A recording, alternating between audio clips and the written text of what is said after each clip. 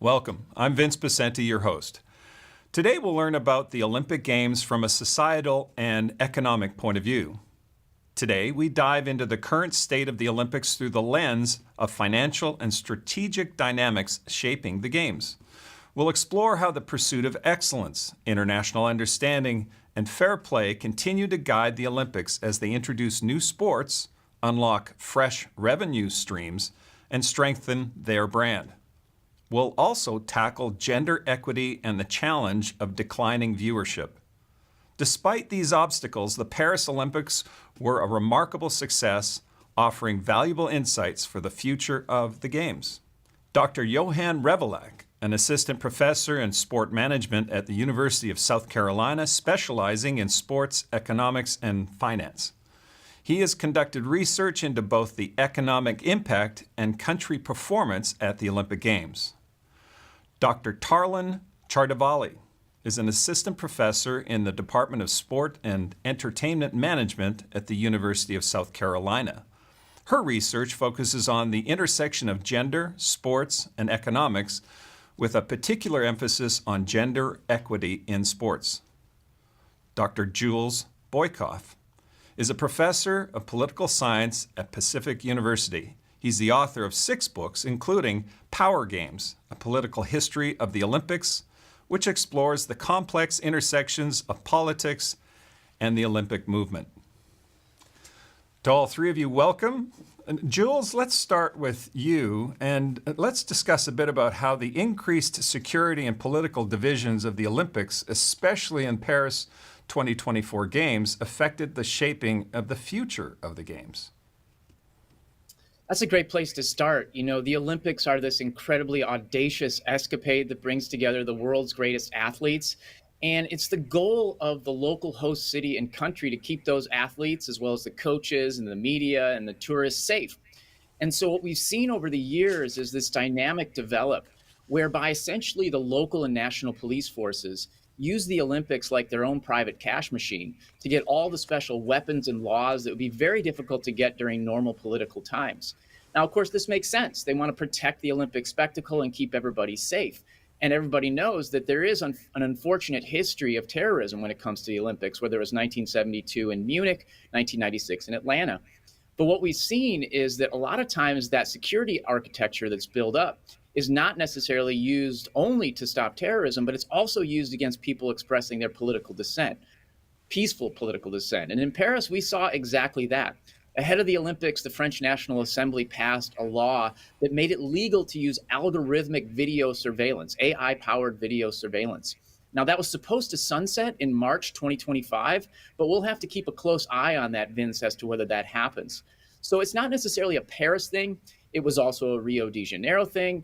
It was also going to be, in the future, it'll be a Los Angeles thing. So this is a key dynamic that you're pointing us to right away.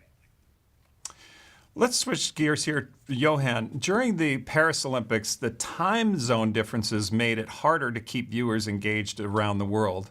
I guess no matter where they host the Olympic Games, that may be an issue, except for the host country, of course. But what can the IOC do to make sure people stay interested in both the live events and the replays, and how can they balance that to make the most of their revenue?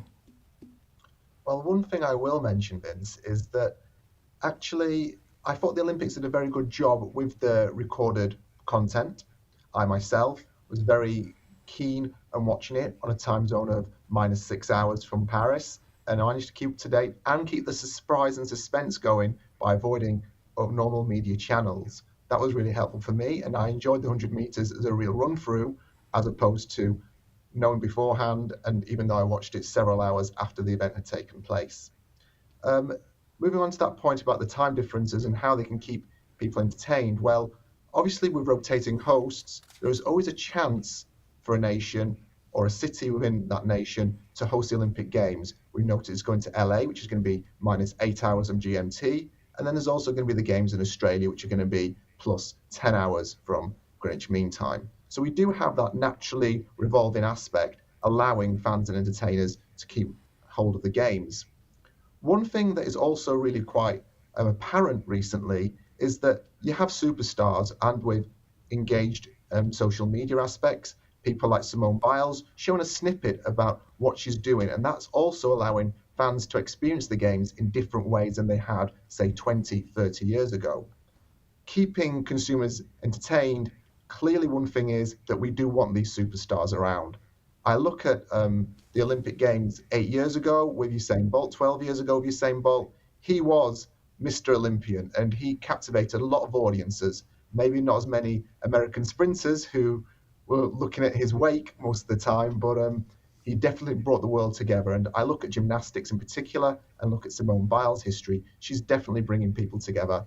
And UK themselves, they've got some shoes to fill in with Mr. Pommelhorse himself retiring. Who are they going to bring up in the future to keep consumers entertained? So superstars in a country naturally allow people to be engaged and still want to watch the Olympic Games from a financial perspective.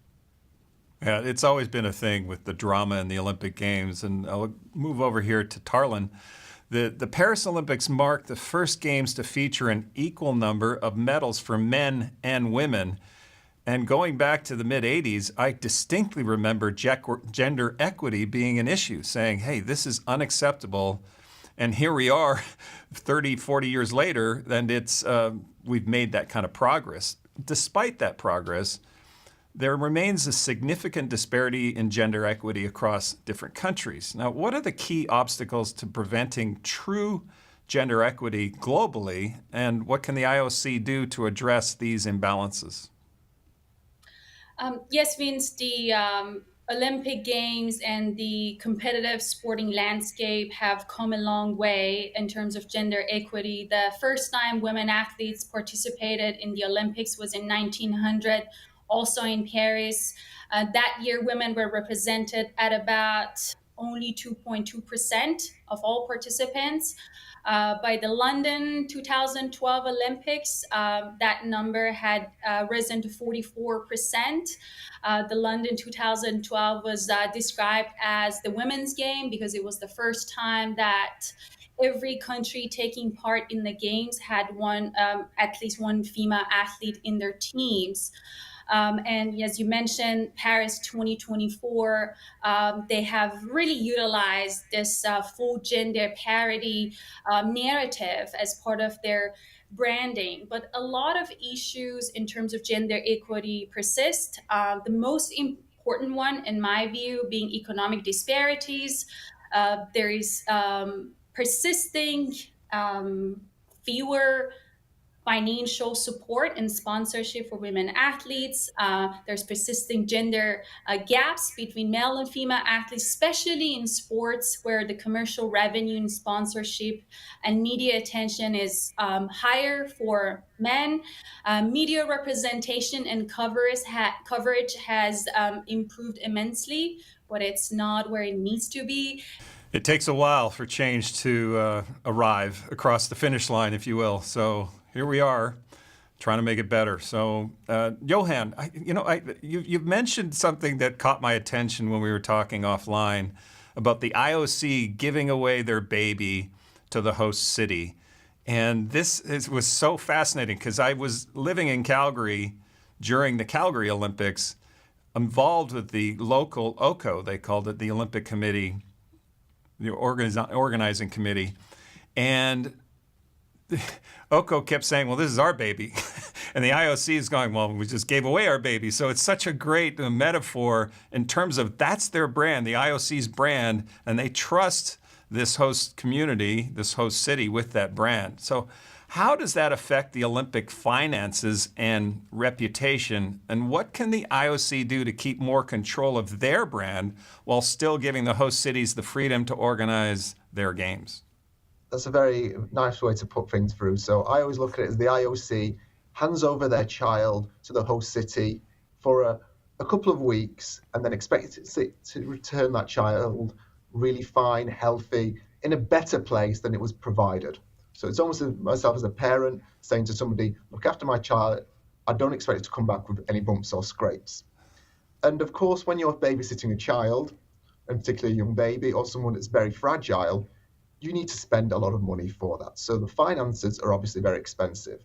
So if we were going to have an Olympic Games where the stadiums were all in tatters, if the security was very poor and it was very badly organized, that is not a good way to look after somebody's child or host the Olympic Games. That is one reason why we see such huge cost overruns when we actually are hosting Olympic Games, because everything has to be the next level. Therefore, the stadium has to be not only of its time, but 5 years ahead of its time, which results in greater expenses being paid.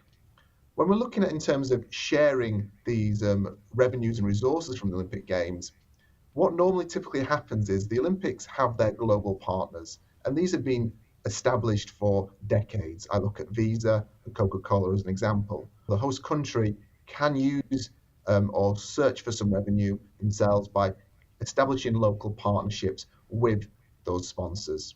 Now, Jules, the new sports being introduced to the Olympic program, back in the day, it was demonstration sports up until Barcelona, where the host community, the host city would choose those demonstration sports. Now the IOC is going, hey, we need more eyeballs. They're rating things like the X Games, saying, well, this looks interesting. In Paris Olympics, we were introduced to breaking, which commonly known as break dancing, and kayak cross, where they're added to the modern Olympics. How do these changes impact the tradition of the Games and the Olympic brand overall? The International Olympic Committee is in a perpetual battle to remain relevant. And one way they can try to remain relevant is by bringing in new, fresh sports to kind of freshen up the enterprise. I think an important background variable to all this is the fact that a number of cities have said no to the Olympics recently. You know, you mentioned Calgary before. Calgary said no to a recent effort to bring the Olympics back to that city. And between 2013 and 2018, around a dozen cities said no, thank you, because of the cost overruns that we've been hearing about, because of the lack of gender equity we've been hearing about, because of the intensification and militarization of policing that I was talking about before. And so with that as a backdrop, the International Olympic Committee kind of had to change its game up a little bit to try to figure out who could they get on the hook to host with all these cost overruns and other issues.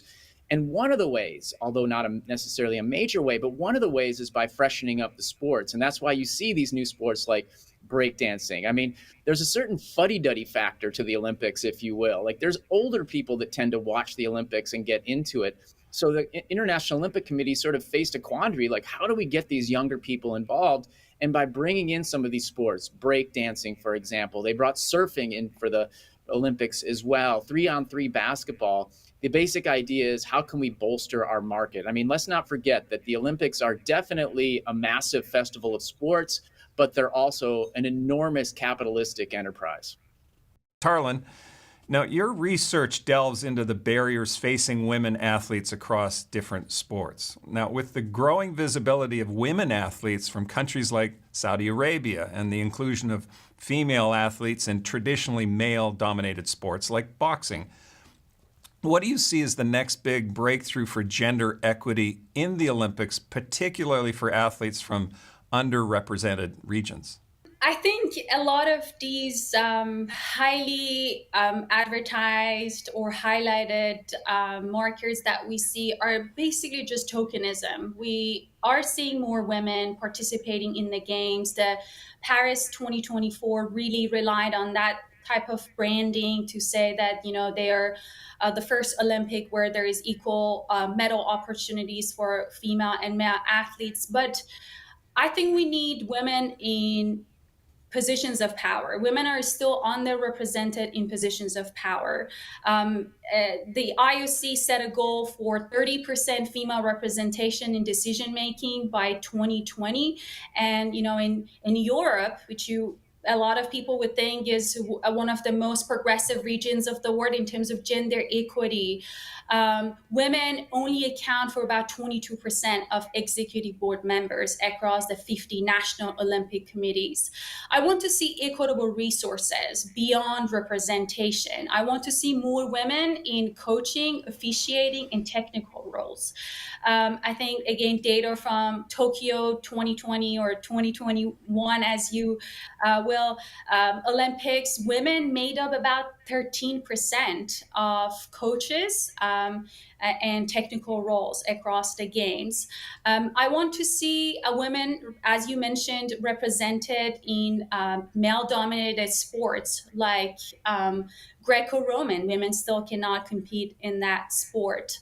The superstar athletes still remember today watching Usain Bolt just blow away the competition, or Simone Biles with the mental health issues and then coming back with that $1 million smile and that boosting the economic value of the certain Olympic events. Now, how do sponsorships and endorsements affect the financial system of the Olympics, and how can the IOC make sure that the less popular sports get enough financial support?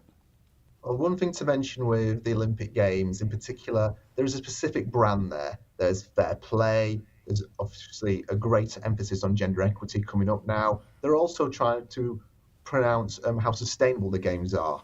Obviously, a few issues of Paris and how the cleanup of the Seine went, but obviously there's a specific type of commercial opportunity available. Now, the Olympic Games or the IOC could easily find some sponsors who would probably pay a lot more money, and they probably would pay for the cost of the games. But there may be no congruence between the particular brand and the ideals of the International Olympic Committee. For example, you could find a natural resource killing company, I won't name any names, who would be happily pay for the Olympic Games with pocket change. However, when we're looking at sponsorship and commercial opportunities at the Games, we want the companies to follow the similar ideals of the IOC. When it comes to individual athletes, there's obviously some inequality going on there. The superstars generally make a lot more money than your typical athletes. So when it comes to sponsorship opportunities, they will make a lot more. It's just given. Usain Bolt and his Puma deal, for example. However, when it comes to those smaller events and sponsorships, I think what the Olympic Games does, and it does very well, it provides some form of exposure for them. And hopefully the idea is that if that exposure increases, then the commercial revenue will follow suit. So a good sport that's going to be coming into the Olympics in Los Angeles is cricket. Now, most Americans won't have much of an idea about the sport. Being someone from the United Kingdom, it's very close to my heart. But what you will notice is there's a lot of nations in the world that play cricket. In particular, if you look at India, which is a population of 20 million people who are very, very affluent, there are lots of revenue enhancing opportunities there. And that will also allow a little bit more revenue to come into the Games via these sponsorship channels once these sports become more prominent, particularly in an internationally recognized framework. I don't think an Olympics goes by without some form of controversy happening. Tarlan, we recently witnessed the Algerian female boxer, and there's a saying that a lie will make it to the other side of the world while the truth is just getting his pants on. There's this about the Algerian boxer, was it a transgender, and that issue was really something that faced a lot of scrutiny over her natural physical advantage that highlights the complexities of gender in sports. So how can the IOC approach these situations to ensure fairness while defending the integrity of women's sports, especially in the face of the global debate around gender and physicality? I think IOC needs to have better and more clarified standards for natural advantage. Every athlete has unique physical attributes, and not all advantages stem from unfair conditions. And I think we see that more in the context of women's sport, where a male athlete performs or embodies these natural attributes. People admire them, appreciate them, but when a female athlete does that, immediately their femininity or their gender becomes under question. So I think IOC needs to work with experts and establish clear guidelines that define what constitutes a natural physical advantage versus an unfair one, while also considering biological diversity. I think IOC needs to also strengthen their anti-discrimination policies and make sure that athletes are not targeted based on their appearance or natural attributes. I think a lot of people have a general understanding or idea based on societal expectations of what a female look like or what a female athlete should look like. And a lot of times when an athlete doesn't live up to that standard or to those societal expectations, they become unfairly scrutinized or single out. And this causes athletes enormous psychological and emotional stress. So perhaps IOC can provide them with some mental health and legal support in that case. And I want to state and wrap this up by saying that I think we need to be mindful that the biggest threat to women's sport is patriarchy. It's not women athletes who do not conform to societal standards of what a woman athlete should look like, or transgender women athletes participating in sport. Well, thank you for that perspective, because it really is a head scratcher from this point of view. With the Olympic Games being 2,500 years old, the modern Olympic Games taking on the three principles, the guiding principles of international understanding, the pursuit of excellence, and fair play. How are we doing? How is the IOC doing with those three guiding principles? Corporations drive the Olympic machine, and there's no question about it. If you look at the revenues from the International Olympic Committee, 61% of them come from broadcaster rights. Another 30% come from the corporate sponsors. So 9 out of every $10 that rolls into IOC coffers come from these two sources. And so if you want to understand why, for example, Tokyo held the Olympics in 2021, 1 year late, postponed because of COVID, even though more than 80% of the population in Japan and polls ahead of those Olympics said, no thanks, we don't want those Olympics, you got to look at the money shuffle. There was money to be made. Surely the International Olympic Committee had an insurance policy, but that wouldn't have been nearly as good as making the kind of money that they make for the broadcasters and from the broadcasters and the corporations. And so if you want to understand the Olympics and what happens there, you absolutely have to look at the money shuffle. Think about this. Why are the Olympics held in the summer, the hottest months of July and August, when it's certainly not good for athlete health? In an age of climate disruption, it's especially dangerous for athletes and for tourists who are attending the games. Why is it held in July and August? Well, I'll tell you why. Because a huge portion of the International Olympic Committee's revenues come from NBC right here in the United States. And NBC doesn't want the Olympics in the fall, as it was in 1968, or even as recently as 2000. They want them in the summer so they don't interfere with U.S. American football. And so these subtle ways that money really kind of determines when we see what we see and also what we see what we see. So if you want to understand the Olympic machine, look at the corporate money that's flowing through the system. I have a distinct memory. Going back to Calgary, we had a local pizza joint called Olympic Pizza, and that got shut down pretty quick when we were hosting the Olympic Games. So protecting the brand, I don't even know what they changed their name to, but definitely protecting that brand is front and center with the IOC. Yeah, too. You know, I was in Paris for the Olympic Games, and that exact same thing happened to another company, just a small company that had always been named Olympic in their title, and they were forced to change their name. I mean, the International Olympic Committee is famous, or infamous in some circles, for its monomaniacal brand management, and that pops up all the time. They're really careful about protecting that brand.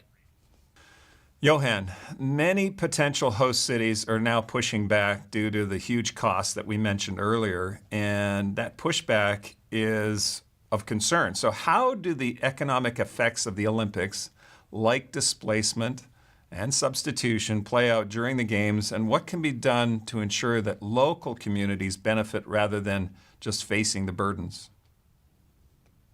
So when we look at these two terms, substitution, displacement, it's very easy to kind of explain them. So when the Olympic Games were in London, many Londoners decided to go watch the Olympic Games rather than go to the West End. So there wasn't any additional spending in the region. It was basically just substituting my leisure income from going to a West End show to going to watch the Olympic Games. Now, a lot of estimates when it comes to prior to the Olympic Games showing this mass economic benefit for the city consider gross expenditures around the 2-week period of the Games rather than the net experience.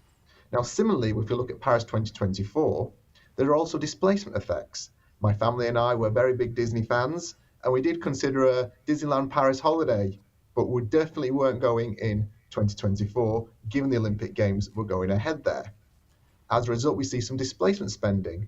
If we had agreed to go to Paris in 2024, then us being there would have actually displaced a sports tourist from being in the region. And similarly, sports tourists displaced normal tourists who may want to go see the Louvre, go climb the Eiffel Tower, what have you. Therefore, that also limits the economic impact of hosting a mega event such as the Olympic Games. Now, how do cities actually create a little bit more benefit here? Well, they can be intelligent with how they steer traffic from the event areas.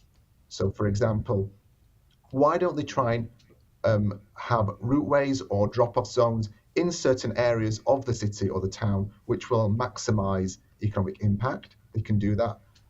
During the Commonwealth Games of 2022, it was found that restaurants, public houses, and so forth, which were on bus roads or transport settlements, they generated far more revenue than places which were hidden behind corners or alleyways and streets and so forth. So there is ways that the IOC can try and filter this money in more of an equitable way to some of these smaller businesses, local businesses, but it requires a little more planning and saying that, look, rather than moving people from, say, the Gare du Nord, let's move them around to some other areas or in the city, which will allow this benefit to flourish around the city rather than just in one specific area.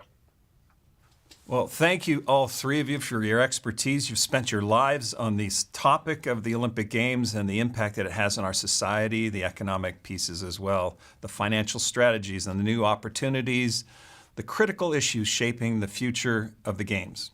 And as always, we bring you different perspectives on things that matter with people who care.